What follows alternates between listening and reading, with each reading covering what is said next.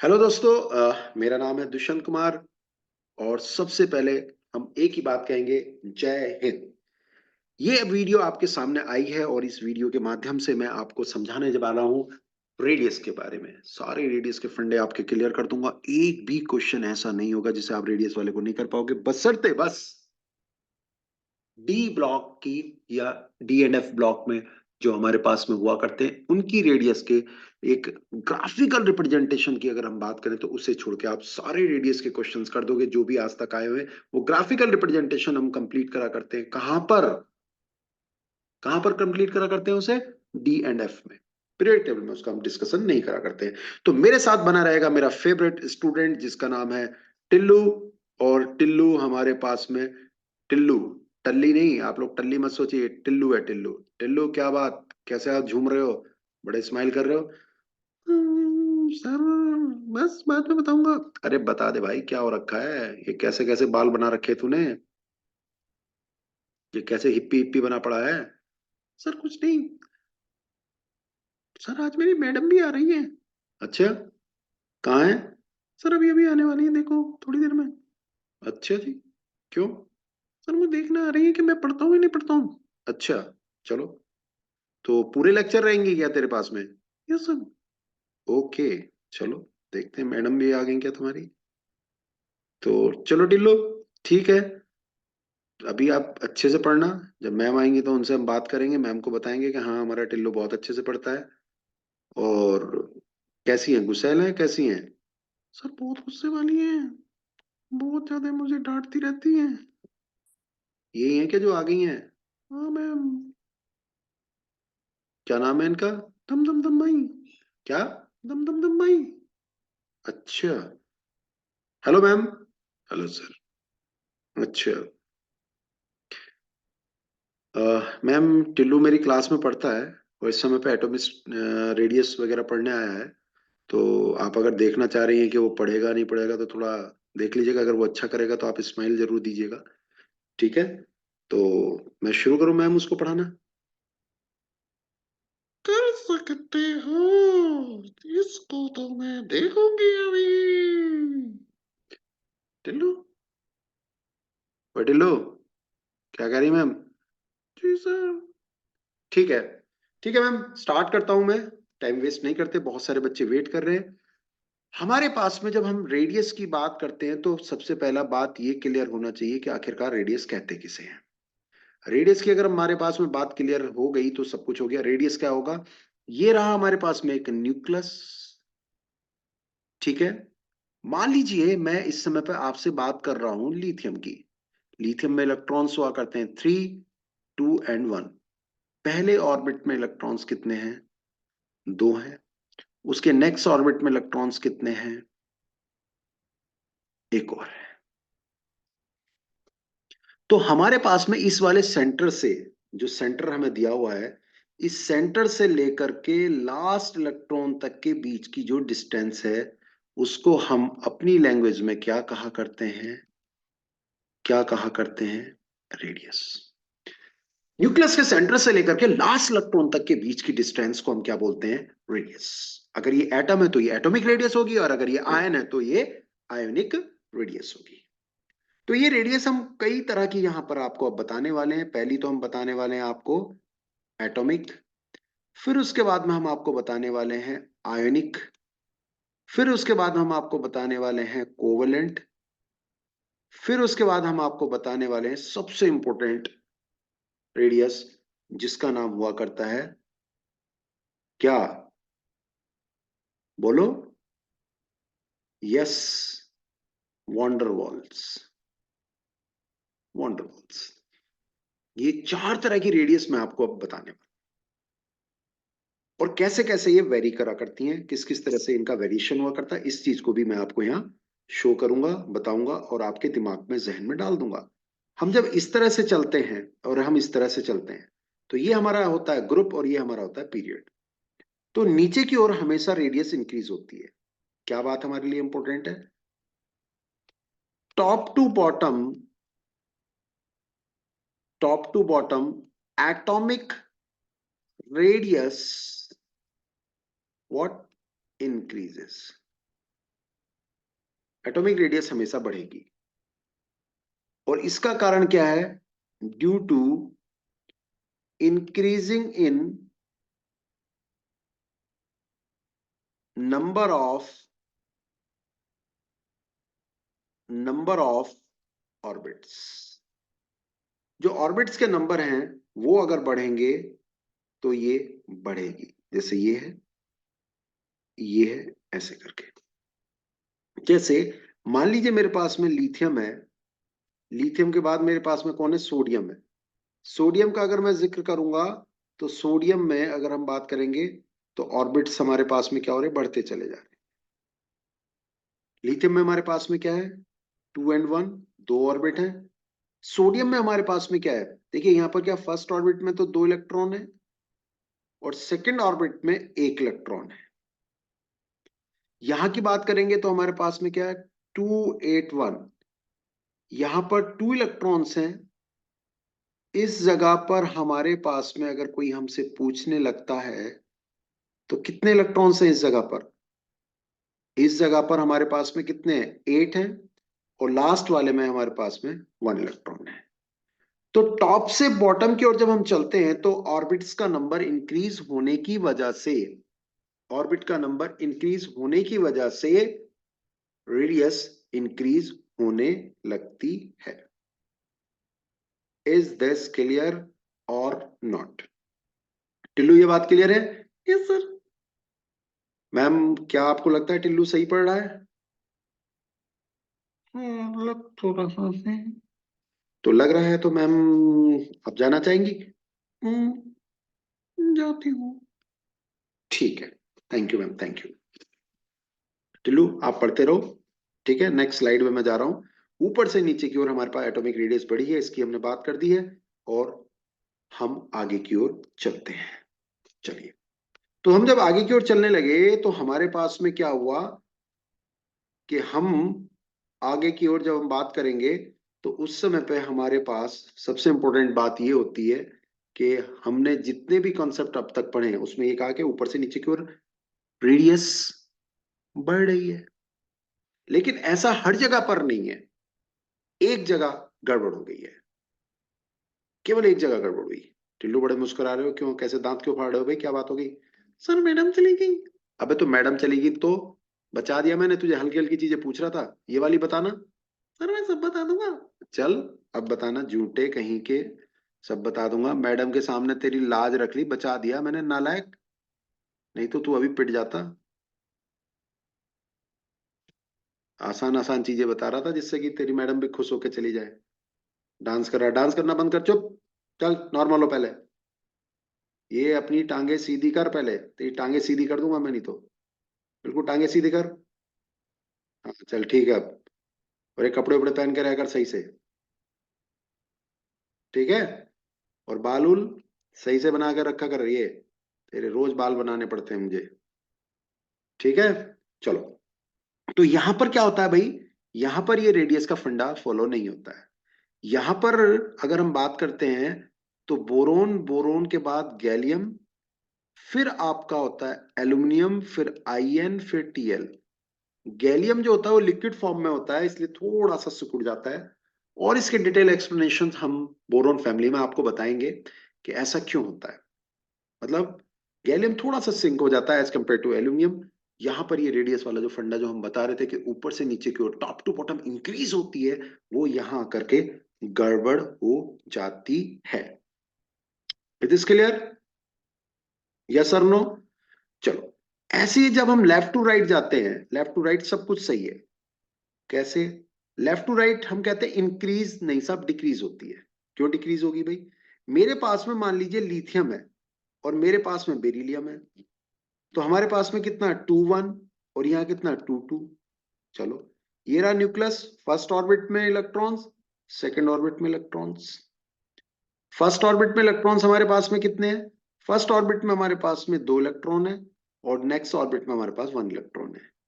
जब हम इसकी बात करते हैं तो यहां पर भी हमारे पास में ये रहा न्यूक्लियस, ये हमारे पास फर्स्ट ऑर्बिट और ये हमारे पास में सेकेंड ऑर्बिट। लेकिन एक बहुत इंपॉर्टेंट बात यहां पर हो जाती है कि फर्स्ट ऑर्बिट में हमारे पास में यहाँ 2 इलेक्ट्रॉन है और यहाँ पर सेकंड ऑर्बिट में भी 2 ही इलेक्ट्रॉन हुआ करते हैं, 2 ही इलेक्ट्रॉन हुआ करते हैं। Is this clear? Is this clear? तो क्या हो रहा है ऐसा कि हम कह रहे हैं कि ये बड़ा है और ये इधर की ओर ऐसे करके सब छोटे होते जा रहे हैं? कारण सिंपल सी बात है, ऑर्बिट तो इस बार सेम है, 1 एंड सेकंड, 1 एंड सेकंड। लेकिन अगर मैं प्रोटॉन की बात करता हूं तो यहाँ प्रोटॉन कितने हैं, मतलब अंदर की ओर प्रोटॉन कितने, 3 हैं, और यहाँ प्रोटॉन अंदर की ओर कितने, 4 हैं। तो प्रोटॉन का मतलब होता है अंदर की ओर पॉजिटिव चार्ज, अंदर की ओर पॉजिटिव चार्ज। अंदर की ओर अगर पॉजिटिव चार्ज ज्यादा होगा, अंदर की ओर अगर पॉजिटिव चार्ज ज्यादा होगा तो इलेक्ट्रॉन पे अट्रैक्शन भी ज्यादा होगा। जब अट्रैक्शन ज्यादा होगा तो भैया साइज कैसा हो जाएगा, छोटा। साइज कैसा हो गया, छोटा। आई होप ये मेरी बात समझ में आई होगी। साइज कैसा हो गया इसका, छोटा हो गया। Is this clear? Tillu Maharaj बात क्लियर हो गई? Yes sir. तो राइट साइड की ओर जैसे जैसे हम जाते हैं तो इनका साइज सबका, जितने भी आगे की ओर मिलेंगे उनका साइज छोटा होता चला जाता है। But but but but but but neon जो कि नोबल गैस है इस जगह पर, नियोन जो कि नोबल गैस है, उसका साइज अचानक फ्लोरीन से बड़ा हो जाता है क्योंकि वो कंप्लीटली फुलफिल्ड होता है, वो पूरा भरा होता है। पूरा भरा होने की वजह से उसका साइज कैसा हो जाता है, बड़ा हो जाता है।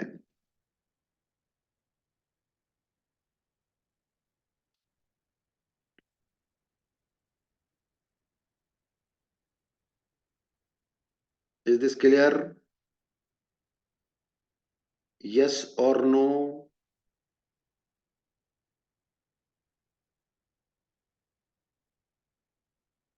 यस और नो?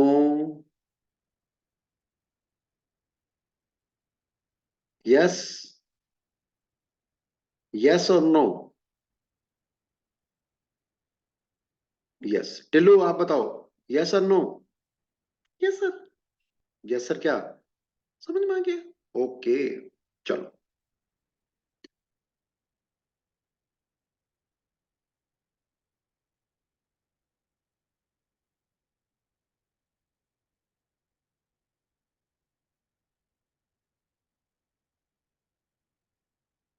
अब चलते हैं इससे नेक्स्ट पॉइंट पे। नेक्स्ट पॉइंट पे चलें। ये तो एटॉमिक रेडियस की बात हुई। अब जो डिफरेंट डिफरेंट रेडियसेस मैंने बताई हैं आपको, उसको हम लोग अब आपसे डिस्कस कर लेते हैं। ठीक है, अब हम उसको डिस्कस करते हैं। अब उसको जब हम डिस्कस करते हैं तो डिस्कस करते समय हमारे लिए बहुत ज्यादा इंपॉर्टेंट ये रहता है कि वो डिस्कशन बहुत अच्छे से हमें समझ में आना चाहिए। अरे तुम कौन हो भाई? टिल्लू कहाँ गया?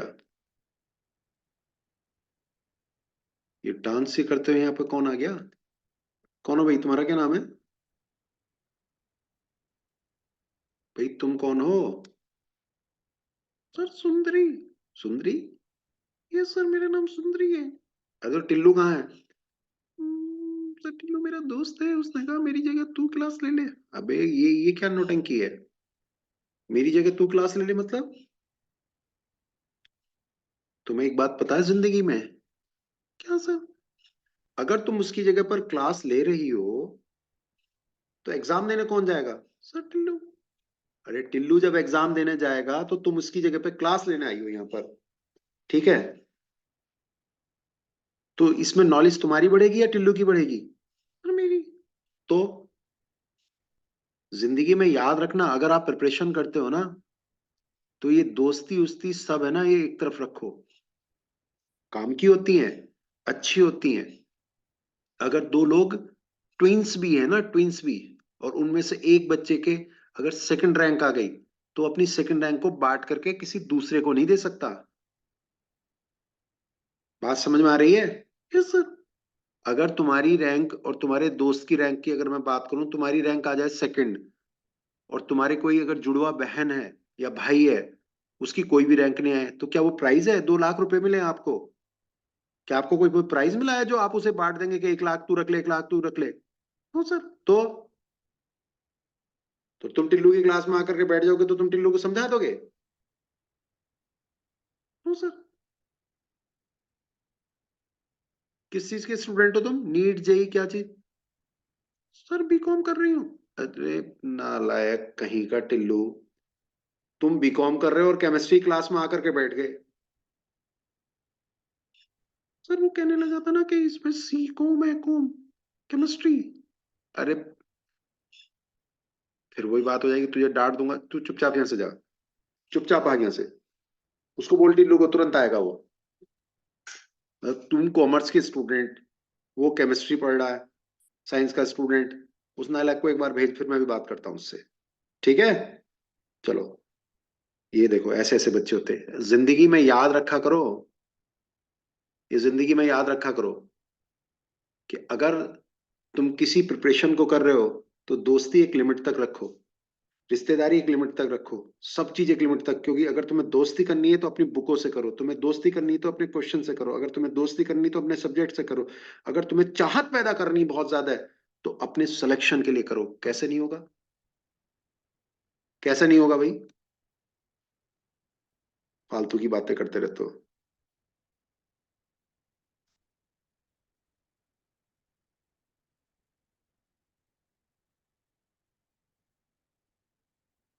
हाँ बेटे लो, किस किस को भेजता रहता तू अपनी क्लास में? सर वो मेरी फ्रेंड थी। अबे तो फ्रेंड थी तो उसे क्यों भेज दिया तूने? सर वो मैं जरा दोस्तों के साथ घूमने चला गया था। मतलब तू दोस्तों के साथ घूमने चला गया तो उसे क्लास में भेज दिया?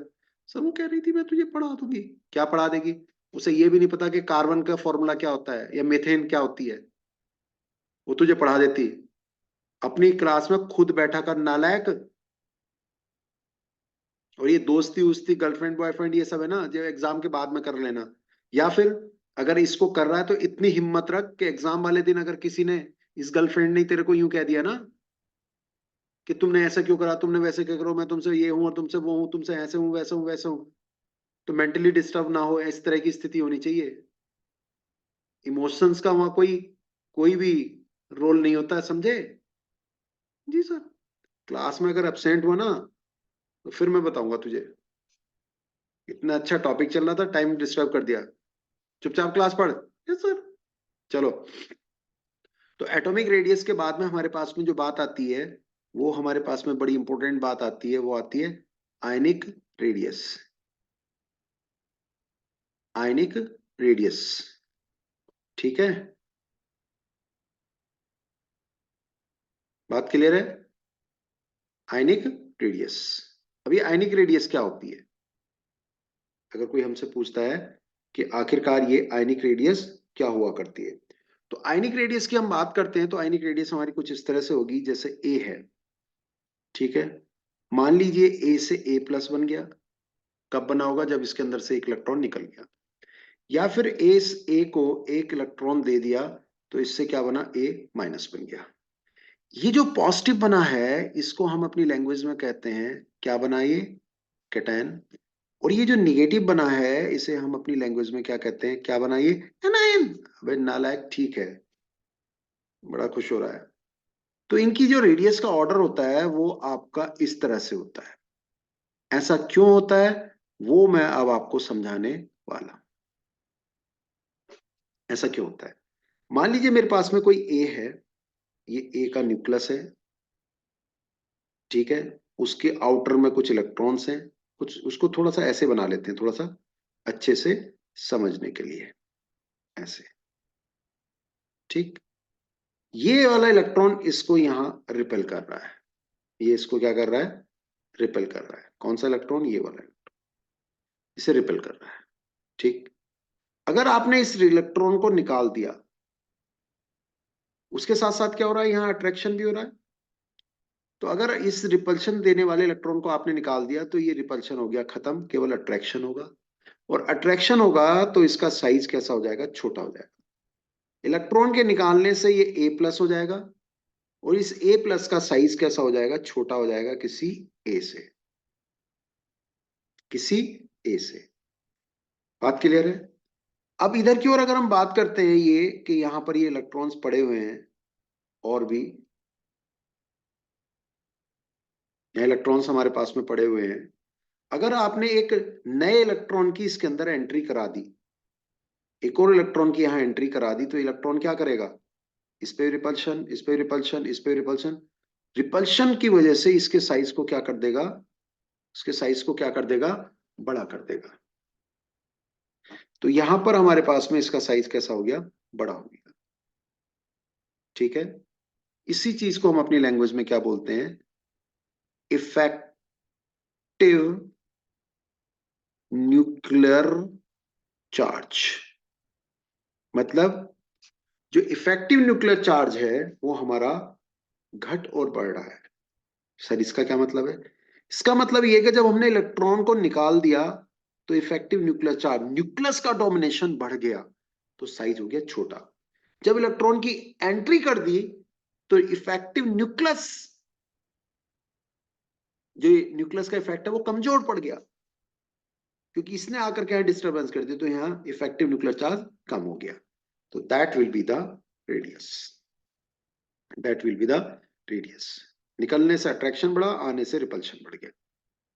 ठीक है, बात क्लियर? चलो, अब इसके बारे में अगर हम बात करेंगे, क्या कि हमारे पास में ये इस तरह से जो जितनी भी चीजें हैं उनको हम यहां पर समझते हुए चलते हैं। टिल्लू क्या बात, कैसे आज मायूस से दिखाई दे रहे हो? सर दोस्तों से झगड़ा हो गया। क्यों? दोस्तों से क्यों झगड़ा हो गया? सर वो मेरे से यूं कह रहे थे तेरा सिलेक्शन नहीं हो सकता। तो सही तो कह रहे, तू पढ़ता ही नहीं होगा, इसीलिए कह रहे तेरा सिलेक्शन नहीं हो सकता। नहीं सर इसलिए नहीं कह रही। तो फिर किस लिए कह रहे थे? सर मेरे ना टेस्ट में मार्क्स कम आए थे। ओके, टेस्ट में मार्क्स कम आए थे तुम्हारे, तो क्या हुआ उससे? टेस्ट में ही तो कम आए हैं, एग्जाम थोड़ी आया अभी। नहीं सर वो मेरे से कहते तेरे टेस्ट में नंबर नहीं आ रहे तो आगे कहाँ से आएंगे। अरे ठीक है, जितने भी जो टेस्ट होते हैं वो क्या होते हैं? एक प्रोसेस होती है, step by step by step by step by step by step by step आगे की ओर बढ़ते चले जाएंगे। तो सबसे पहले क्या होता है, जितने भी तुम टेस्ट देते हो ना बेटा, उसमें एक चीज का ध्यान रखा करके, जो तुम्हारा टेस्ट होता है तो कितने क्वेश्चंस तुम्हारे सही हुए। मतलब एक टेस्ट जब भी हो उसके लास्ट में एक पेपर लगा लिया करो, ब्लैंक पेपर। ब्लैंक पेपर लगा लिया, उस ब्लैंक पेपर पे क्या क्या लिखना? क्वेश्चंस जितने भी राइट, कितने राइट क्वेश्चन हुए, क्वेश्चंस कितने आपके क्या हुए, रॉन्ग हुए, इन सबको यहां लिख लिया। और जो जो आपके रॉन्ग हुए उनका एक्सप्लेनेशन भी वहां पर शॉर्ट में, मतलब शॉर्ट में उसका एक्सप्लेनेशन भी लिख लिया, और इस पेपर को उस टेस्ट के पीछे चिपका दो। कितने क्वेश्चन कितने रॉन्ग, और उनका एक्सप्लेनेशन लिख करके उस पेपर के पीछे चिपका दो। ये होता है परफेक्ट सॉल्यूशन। किसी भी टेस्ट को देने का सबसे अच्छा उपाय यही है, इसके अलावा कोई और उपाय नहीं है। तो इससे क्या होगा बेटा? इससे ये होगा कि इस टेस्ट के अंदर जो भी आपकी कमियां थी उनको आपने दूर कर लिया, और नेक्स्ट टाइम जब आपका टेस्ट होगा तो वो कमियां आप रिपीट नहीं करेंगे। नहीं तो होता क्या, बच्चे क्या करते हैं, टेस्ट देते हैं और देखते हैं मेरे कितने मार्क्स है, 100 में से 60 आए हैं, 40, अरे यार मेरा ये वाला गलत हो गया, ये वाला गलत हो गया। फिर उसका आंसर देखा, अच्छा इसका तो सी था, इसका बी था। नहीं साहब, आंसर नहीं देखना आपको, आपको उसका एक प्रॉपर एक्सप्लेनेशन देखना है कि आखिरकार ये गलत क्यों हुआ, ऐसी क्या कमी थी, नेक्स्ट टाइम ऐसी गलती ना हो। और उसको एक पेपर पे प्रॉपर लिख करके उस टेस्ट के साथ स्टेपल करके संभाल के प्लास्टिक के रेपर में रख दो, कि मैं अब से 15 दिन बाद, 20 दिन बाद, 1 महीने बाद, 3-4 मंथ्स बाद कभी भी मैं इसको एक बार जरूर रिवाइज करूंगा, या एग्जामिनेशन से पहले रिवाइज करूंगा। तो नेक्स्ट टाइम वो जो रॉन्ग क्वेश्चन हुए थे उनका करेक्ट एक्सप्लेनेशन आपके पास होगा, जिससे कि वो एग्जामिनेशन में रिपीट ना हो। ठीक है टिलो, हैप्पी? Yes sir. हाँ बेटा, ऐसे ही करना, टेंशन नहीं लेनी। कोई कुछ कहेगा, वो तुम्हारे सिलेक्शन में इस तरह से कोई रोल थोड़ी प्ले कर रहे हैं, तुम्हें तो अपना खुद डिसीजन खुद लेना है। ठीक है? Yes sir. चलो, तो अब हम बात करते हैं आयनिक में आइसो इलेक्ट्रॉनिक की। आइसोइलेक्ट्रॉनिक कौन से होते हैं? जिनमें इलेक्ट्रॉन का नंबर क्या होता है? सेम होता है, same number of electrons. Isoelectronic कौन से होंगे? सेम नंबर ऑफ इलेक्ट्रॉन, जिनमें इलेक्ट्रॉन का नंबर बिल्कुल एक जैसा होगा, सेम नंबर। ठीक है, तो इसमें क्या होगा, इनकी रेडियस की हम बात करेंगे। इनकी रेडियस प्रोपोर्शनल टू होती है 1/प्रोटॉन। सर ये कैसे है? देखो मैं इसको समझाता हूं आपको बहुत आराम से। मेरे पास में Al है, कितने इलेक्ट्रॉन्स हैं? 13। कितने प्रोटॉन्स हैं? 13। आपने Al प्लस प्लस प्लस बना दिया, इलेक्ट्रॉन कितने? 10, और प्रोटॉन अभी भी 13 है। मेरे पास में Na है, Na के अंदर इलेक्ट्रॉन्स कितने? 11, प्रोटॉन कितने? 11। और अगर Na प्लस मैंने लिया तो इसके अंदर इलेक्ट्रॉन कितने रह गए? 10, क्योंकि एक मैंने निकाल दिया, और प्रोटॉन अभी भी कितने हैं? 11। तो प्रोटॉन न्यूक्लियस में है। प्रोटॉन कहां पर है? न्यूक्लियस में। और बाहर इलेक्ट्रॉन क्या है? यहां भी सेम है, और इलेक्ट्रॉन यहां भी सेम है। इसमें भी इलेक्ट्रॉन्स हमारे पास में 10 है, इसमें भी 10 है। तो इसमें प्रोटॉन हमारे पास में कितने? 13 है। और इसमें प्रोटॉन हमारे पास में कितने? 11 है। तो 13 प्रोटॉन ज्यादा से ज्यादा अट्रैक्शन लगाएंगे, और अट्रैक्शन को ज्यादा लगाने की वजह से इसका साइज कैसा हो जाएगा? छोटा हो जाएगा। किसका? एल्यूमिनियम का। तो एल्यूमिनियम की जो रेडियस है, Al प्लस प्लस प्लस, इसकी रेडियस जो है वो हमारे पास में सोडियम से छोटी हो गई, क्योंकि यहां पर प्रोटॉन कितने हो गए? 13 हो गए, और इस वाले केस में कितने? 11 है। Is this clear? तो एक एग्जाम्पल ले लेते हैं कि C4 - N3 - O2 इस तरह से। तो भाई यहाँ इलेक्ट्रॉन्स कितने हैं सब में? 10 10 10, आइसो इलेक्ट्रॉनिक हो गए। प्रोटॉन कितने? 6 7 8। तो यहाँ प्रोटॉन ज्यादा है, इसलिए इसकी रेडियस क्या होगी? कम होगी, और इसकी रेडियस सबसे ज्यादा होगी। सिंपल सी बात है, directly salt, directly salt. Tillu बात समझ में आई? Yes sir. बहुत बढ़िया, शाबाश बेटा, हिम्मत करते रहना।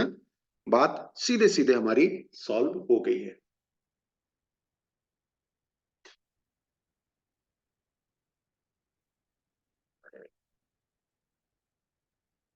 चले आगे, चले आगे। Yes sir. अब हमारे पास में कुछ और भी रेडियसेस का हमने जिक्र करा हुआ है, उनको हम यहाँ पर आपसे बात करने वाले हैं कि वहाँ कौन कौन सी रेडियस हमारे पास में और आने वाली है। तो जो हमारे पास में रेडियस आने वाली हैं, उनके रिस्पेक्टिव हम बात करने वाले हैं कि भाई हम किस किस रेडियस को अब यहाँ पर देखेंगे, और किस किस तरह से वो रेडियस हमारे पास में हमें समझ में आएगी। तो हमारे पास क्या है? क्या बात टिल्लू, आज तो उड़े उड़े जा रहे हो, बड़े खुश हो। सर आपने मुझे कल समझाया था ना। हाँ फिर? मेरे ना बहुत अच्छे मार्क्स आए। अरे वाह टिल्लू, एक ही दिन में? यस सर, मैंने हिम्मत करी और एक ही दिन में मेरे को बड़ा अच्छा लगा। चल बेटा शाबाश, बहुत बढ़िया बहुत बढ़िया, गुड गुड, चलो ठीक है। ठीक है टिल्लू, अब आगे समझाते हैं बेटा। अब बात आएगी हमारे पास में एटॉमिक रेडियस को हम किस तरह से लिखा करते हैं, मतलब उसको अगर मुझे समझाना पड़ा तो कैसे समझाएंगे। तो एटॉमिक रेडियस की अगर हम बात करते हैं तो दो एटम हमारे पास में यहाँ पर हैं, जैसे ये, और एक एटम ये हो गया, ये इनके न्यूक्लियस है। ये जो दोनों के न्यूक्लियस है, इनके बीच की डिस्टेंस मान लीजिए d है। तो जो रेडियस ऑफ एटम होगा वो क्या होगा? इस d का हाफ होगा। रेडियस ऑफ एटम जो है वो कितना है? d/2 है, d/2 है।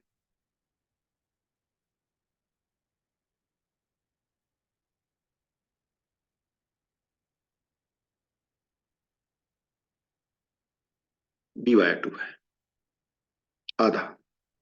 ठीक है, ये एटॉमिक रेडियस हो गई। अब इसके बाद हमारे पास में आएगी बात कोवलेंट रेडियस की। कोवलेंट रेडियस, कोवलेंट रेडियस कैसे बनती है? ये दो तरह की होती है। अगर ये रेडियस हमें डेवलप करनी है between same type of atom, एक ही तरह के एटम्स के बीच में, और दूसरी क्या है, different type of atom. Same type of atom मतलब जैसे H2, और डिफरेंट टाइप जैसे HCl। तो अगर मैं H2 टाइप की बात करता हूं, H2 या A2, तो ऐसे में क्या होगा, ओवरलैपिंग से बनती है, मतलब एक H दूसरे H से ओवरलैप कर रहा है, ओवरलैपिंग से बनती है। तो यहां पर देखा जाए न्यूक्लियस एक दूसरे के थोड़े से ज्यादा पास आ गए हैं, ऐसे। तो हमारे पास में ऐसे में जो कोवलेंट रेडियस होगी वो कितनी होगी, D/2 हो जाएगी। न्यूक्लियस एक दूसरे के पास आ गए और कोवलेंट रेडियस कैसी हो गई, छोटी हो गई है। अगर यही हमारे पास में डिफरेंट टाइप के एटम्स हैं तब क्या होगा, जैसे HCl दिया हुआ है, तो इसे A और B टाइप मान लो। तो हमारे पास ये A है और ये B है। A और B टाइप वाले में मान लीजिए डिस्टेंस ये D है, तो जो D A और B होगी, A और B के बीच की डिस्टेंस वो कितनी होगी, RA RB माइनस 0.0009 इलेक्ट्रोनिगेटिविटी का डिफरेंस। एक्स ए और एक्स बी क्या है, ध्यान रखेंगे, आगे की ओर पढ़ाएंगे इलेक्ट्रोनिगेटिविटी। इलेक्ट्रोनिगेटिविटी ए की और इलेक्ट्रोनिगेटिविटी बी की। इलेक्ट्रोनिगेटिविटी का जिक्र ज्यादा आएगा आगे, तो यहां पर ये डिस्टेंस हमारे पास में हो जाती है। तो अगर हम यहां देखने लगेंगे तो यहां और यहां देखेंगे तो यहां ओवरलैपिंग हो गई, एक दूसरे के पास पास आ गए हैं। तो इस तरह से देखा जाए तो आपकी जो कोवलेंट रेडियस है वो एटॉमिक रेडियस से छोटी हो गई है, क्योंकि एक दूसरे के पास पास आ गए हैं, ओवरलैप कर गए हैं, तो इनकी रेडियस इस वाली रेडियस से कमजोर पड़ गई, छोटी हो गई है। ठीक है। अब एक थर्ड रेडियस होती है, उसको भी यहीं पर समझा देते हैं, थोड़ा कलर चेंज कर लेते हैं जिससे कि आपको समझ में आ जाए। वो आपकी रेडियस क्या कौन सी होती है, वो रेडियस हुआ करती है, बहुत ही प्यारा नाम है, वॉन्डर वॉल्स रेडियस।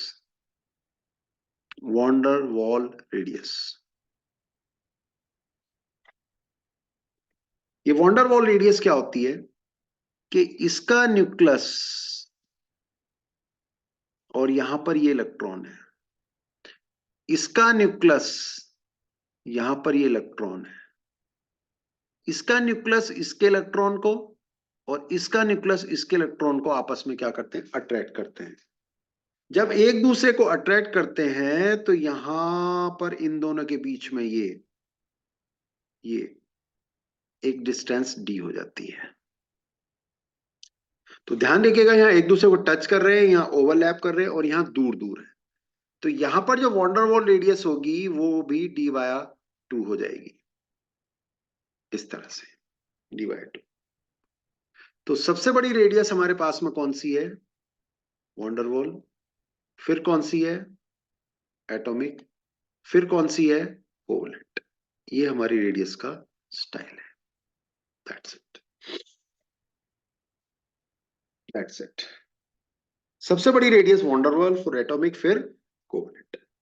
तो ये फंडा मैंने आपको समझा दिया है किसका, रेडियस के रिस्पेक्टिव।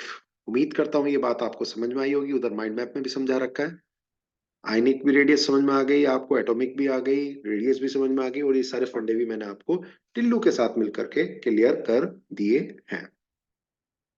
ठीक है, it is clear, okay, that's it, good, very good. ठीक है साहब, बहुत बहुत बढ़िया बात है, आपको समझ में आ रही है। ठीक है, चलो अब नेक्स्ट फंडा आपके साथ में करेंगे, that is related with ionization energy. और आयनाइजेशन एनर्जी के टाइम पे, सर मैं छुट्टी लूंगा, मतलब सर मुझे कहीं जाना है। अच्छा, तो कहाँ जाना टिल्लू, सर मुझे कहीं जाना है, मेरे को एग्जाम देने हैं, कुछ एग्जाम मेरे रह रहे हैं, प्रैक्टिकल एग्जाम। तो आयनाइजेशन एनर्जी में नजर नहीं आओगे, नहीं सर वो मैं आके बाद में कर लूंगा। ठीक है बेटा, चल कोई नहीं, ठीक है तुम बाद में कर लेना। और हम नेक्स्ट मिलते हैं आयनाइजेशन एनर्जी, इलेक्ट्रॉन एफिनिटी, वहां देखते हैं क्या क्या चीजें हमारी सॉल्व होंगी। ठीक है, चलो, ऑल द बेस्ट। जय हिंद।